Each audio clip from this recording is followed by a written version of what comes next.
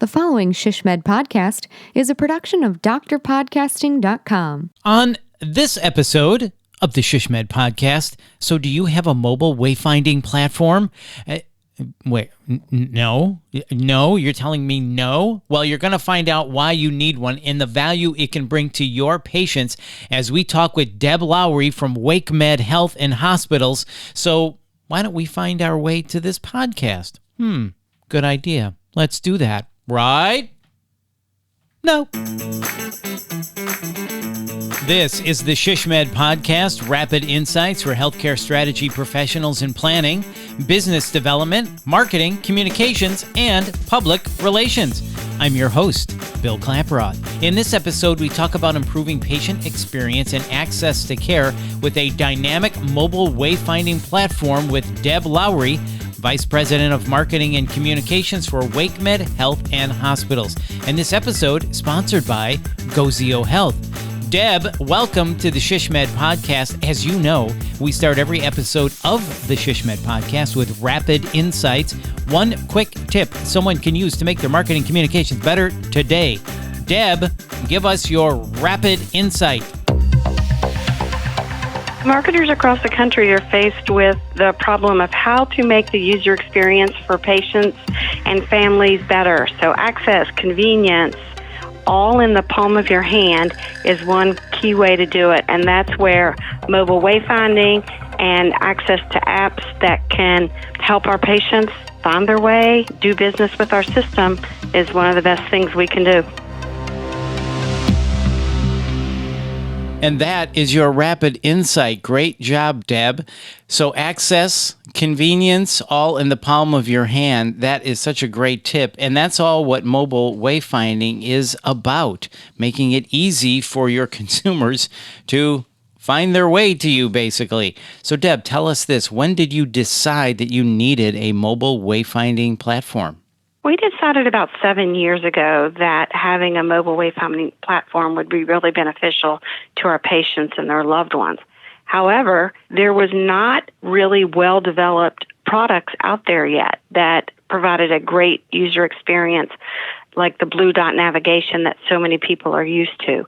So we started looking, and then about 2.5 years ago, we were actually able to bring it on board. Yeah, that's really interesting that you were thinking about this so long ago. So what patient challenges did you address with your mobile wayfinding platform?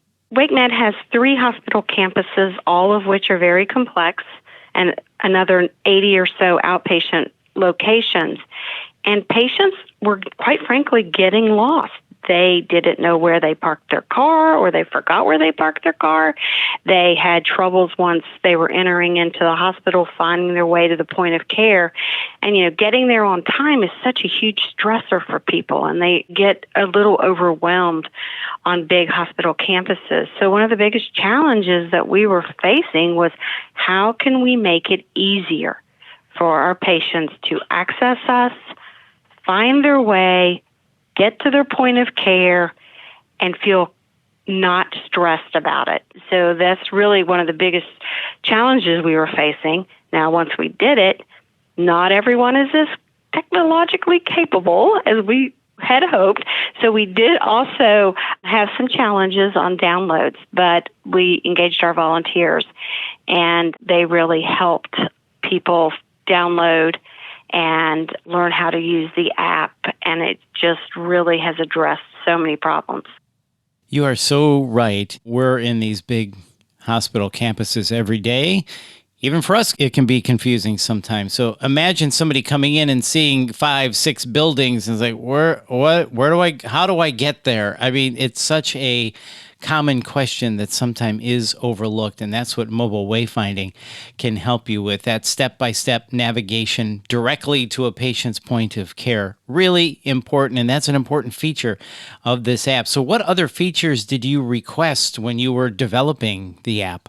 We felt to get really good adoption of the app and downloads of the app that we had to offer many, many other features of the app so that the patient or their family could really interact and engage with our hospital through other functions.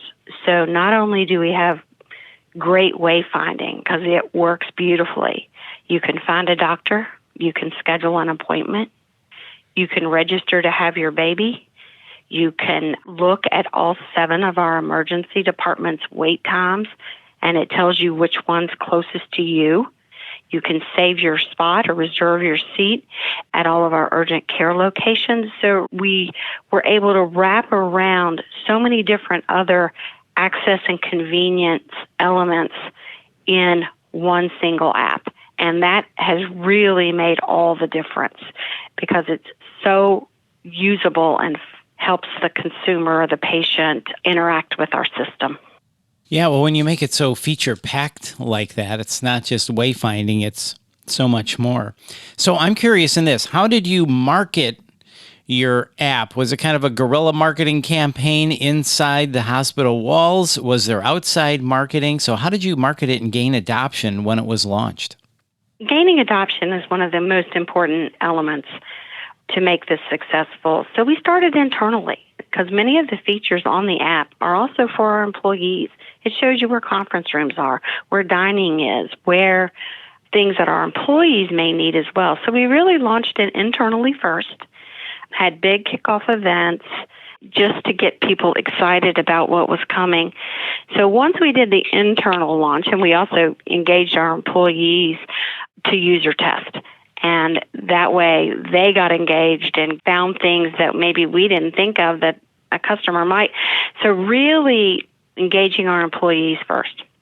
Then we went external and we did a big marketing push around it. We used both almost every marketing channel, a lot of digital, a lot of social, but we also used some of the more traditional mediums of radio and TV. And it worked. We have been far, far ahead of our predictions in terms of downloads. And as a result, I really think that the marketing worked. Plus, we could measure it, as we always do. But our marketing was, I think, really, really clever. It wasn't real serious. It added some humor, and it got people's attention. So not only was every marketing channel employed, we also had a real nice earned media pickup of it because we were first to market with something like this in this area.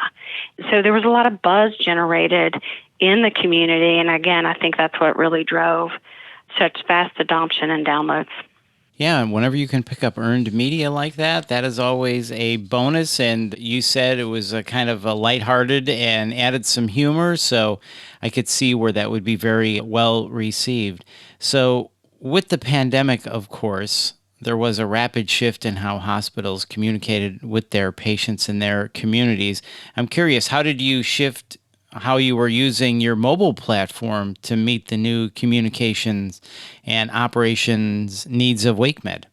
I wouldn't say that we really shifted dramatically. The functionality of it offers you the ability to put what they call dismissible cards, which are really messages at the top of the screen. So as visitation changed, as COVID testing became available, as we're still using it today with the vaccines and our vaccine clinics, we use that to let people know what we're doing in that space.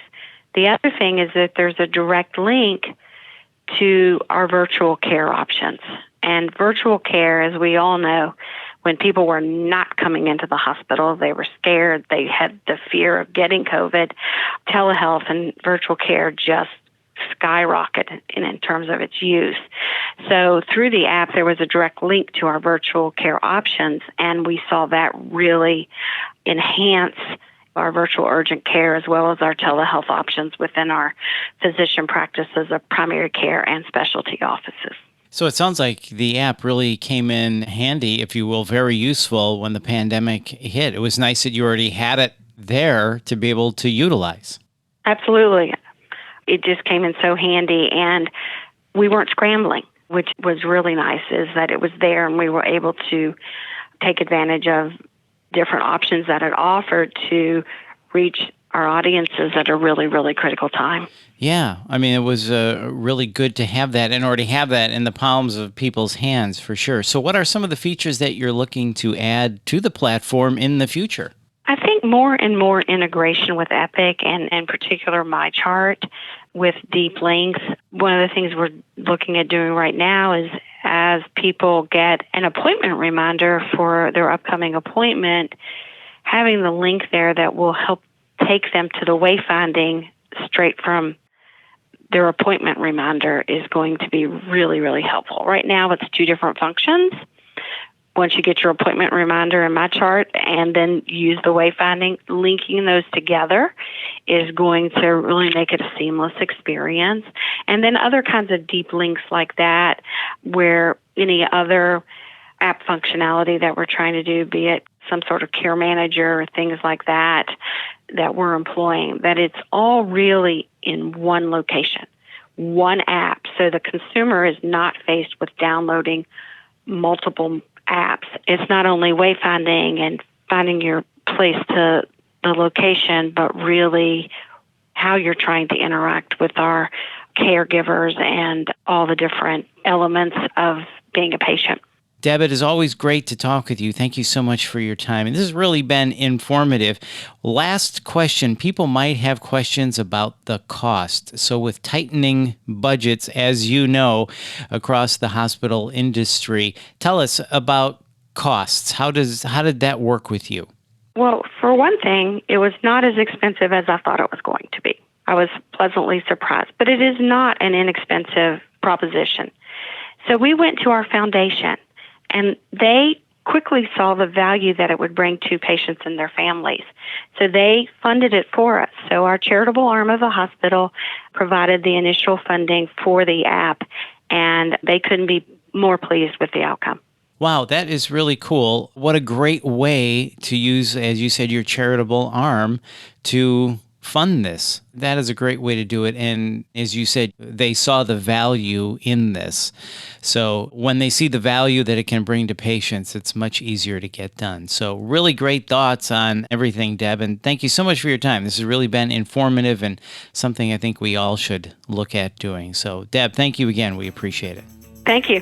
That's Deb Lowry, Vice President of Marketing and Communications for WakeMed Health and Hospitals. And once again, this episode sponsored by Gozio Health. You can visit them at goziohealth.com for more information. And to learn more about SHSMED, visit shshmed.org and visit our education page to learn about our upcoming programs at shshmed.org/education. And if you found this podcast helpful, and please, come on, we get people like Deb Lowry on. How can you not? Please share it on all of your social channels, and please hit the subscribe or follow button to get every episode. This has been a production of Dr. Podcasting. I'm your host, Bill Klaproth. See ya.